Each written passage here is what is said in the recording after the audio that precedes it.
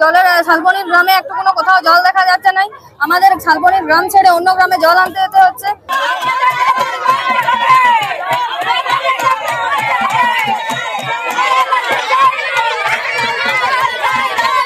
বাড়ি বাড়ি পাইপলাইন পৌঁছেছে কিন্তু জল পড়েনি। 2 কিমি দূর থেকে আনতে হচ্ছে পানীয় জল। প্রতিবাদে হাড়ি কলসি নিয়ে রাস্তায় নেমে অবরোধ ও বিক্ষোভ স্থানীয় মহিলাদের। বাঁকুড়া শহর লাগোয়া বাঁকুড়া 2 নম্বর ব্লকের শালবনি গ্রামের জলের সংকট নতুন নয়। এলাকার জল সংকট মেটাতে বছর 3 আগে গ্রামে বসানো হয় জনস্বাস্থ্য কারিগরি দপ্তরের পাইপলাইন। বাড়িতে বাড়িতে পাইপ লাইনের সংযোগ দিয়ে বসানো হয় পানীয় জলের কল, কিন্তু সেই কল দিয়ে গত কয়েক বছরে জল পড়েনি এক ফোঁটাও। এলাকায় একাধিক টিউবওয়েল থাকলেও সেই টিউবওয়েলের জল পানের অযোগ্য। স্বাভাবিকভাবে গ্রীষ্ম পড়তেই গ্রামে সামান্য পানীয় জলের জন্য শুরু হয়েছে তীব্র হাহাকার। প্রায় 2 কিমি দূর থেকে গ্রামের মানুষকে সংগ্রহ করতে হচ্ছে গৃহস্থের প্রয়োজনীয় পানীয় জল। জলের সমস্যার কথা জানিয়ে তার সমাধানের দাবিতে স্থানীয়রা বারংবার দ্বারস্থ হয়েছেন পঞ্চায়েত থেকে, পঞ্চায়েত সমিতি, এমনকি ভিডিও অফিসেও। কিন্তু পরিস্থিতির বদল না হওয়ায় আজ সকালে হাড়ি কলসি নিয়ে শালবনি মোড়ে রাস্তায় নামে স্থানীয় মহিলারা। বাঁকুড়া পুরুলিয়া রাজ্য সড়ক অবরোধ করে বিক্ষোভে ফেটে পড়েন তারা। খবর পেয়ে বাঁকুড়া সদর থানার পুলিশ অবরোধ স্থলে পৌঁছে অবরোধ তোলার চেষ্টা করলে পুলিশকে ঘিরেও বিক্ষোভ দেখান অবরোধকারীরা। অবরোধকারীরা বলছেন, প্রায় 5 বছর ধরে আমরা জলের সমস্যায় ভুগছি। পানীয় জলের পাইপলাইন পৌঁছালেও পানীয় জল পৌঁছায়নি আমাদের গ্রামে। তাই আমরা চাই যেন আমাদের গ্রামে অতি শীঘ্রই জলের ব্যবস্থা করা হোক। আর আমাদের এই দাবি যতক্ষণ পর্যন্ত না সমাধান হচ্ছে ততক্ষণ আমরা আন্দোলন চালিয়ে যাব। জলের শালবনির গ্রামে একটু কোনো কোথাও জল দেখা যাচ্ছে না। আমাদের শালবনির গ্রাম ছেড়ে অন্য গ্রামে জল আনতে যেতে হচ্ছে। প্রচুর কষ্ট হচ্ছে। মানে এটা বলতে গেলে চাতক পাখিরা যেরকম ভাবে থাকে সেরকম আমাদেরকে থাকতে হচ্ছে। আমরা চাই যেন শালবনির গ্রামে অতি শীঘ্রই জলের ব্যবস্থাটা করা হোক। কতদিন ধরে জল নেই? প্রায় 1 বছর ধরে জল।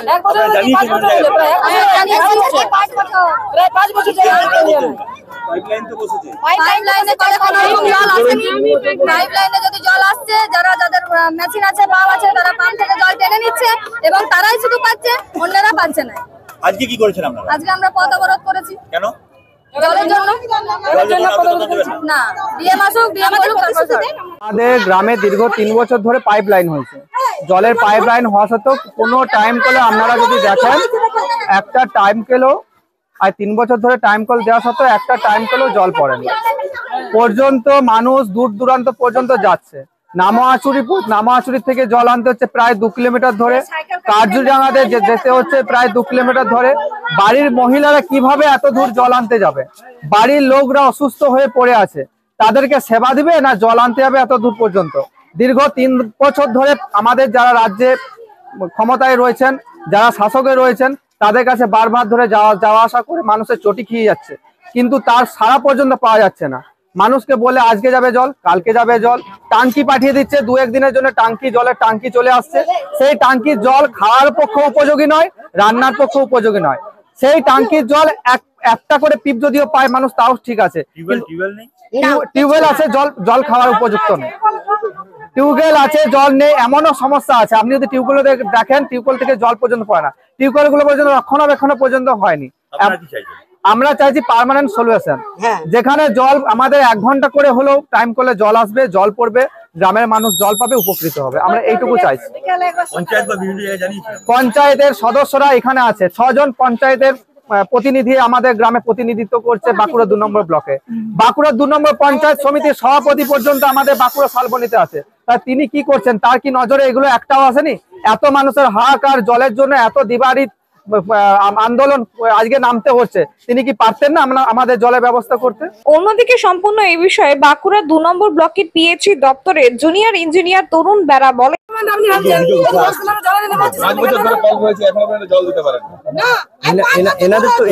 এনাদের হচ্ছে কি জলের প্রবলেমের জন্য এনাদের শালবনি ভেদক 2টো গ্রামের জন্য পুরো পার্টিকুলার একটা স্কিম করে দেওয়া হয়েছে। সেই স্কিমটা ইনকমপ্লিট আছে বলে এনারা জলটা ঠিকঠাক পাচ্ছে না। গ্রীষ্মকালে মানুষ যাতে অসুবিধা না হয় সেই জন্য ট্যাঙ্কারের ব্যবস্থাও করে দেওয়া আছে, কিন্তু এদের একটু মিসম্যাচের জন্য ট্যাঙ্কারটা আসতে দেরি করেছে বলে আজকে এই ঘটনা। নাহলে এনাদের জন্য পানীয় জল সেই প্রকল্প কেন এখন রূপায়িত হলো না? একটা প্রকল্প তো হতে সময়, একটা রিজার্ভার হতে গেলে তো 1 বছর লাগে, তাও দ্রুত গতিতে কাজ হচ্ছে বলে অনেকটা পৌঁছে গেছে। বাড়ি বাড়িতে কলের জল তো দেওয়া হয়েছে, সেই কলের জল পড়ছে না।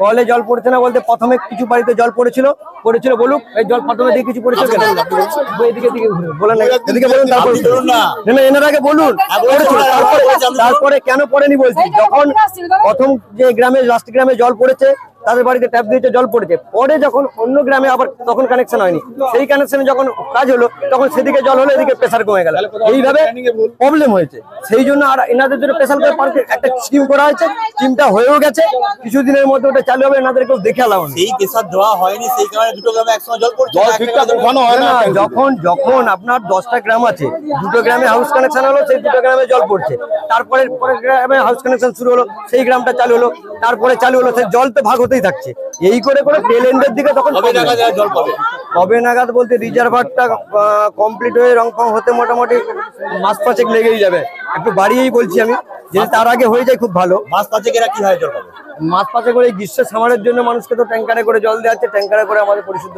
জল লাগে পরিশুদ্ধ জল নয় না ওনারা কেউ হয়তো এদিক ওদিক করে বলছে কারণ ট্যাঙ্কারের জল তো এই গ্রীষ্মকালে আজ থেকেই নিচ্ছে ওনারা তো সেক্ষেত্রে ওনারা বলবে কি করে যে খারাপ কি ভালো আগে দেখতে হবে তো জল নিলে তবে তো নিতে হবে কোনো অসুবিধা হলে বলবেন এই যে আপনার নাম বলুন না আমার নাম তরুণ বেরা তরুণ বেরা কে রয়েছেন আপনি আমি যেই জুনিয়র ইঞ্জিনিয়ার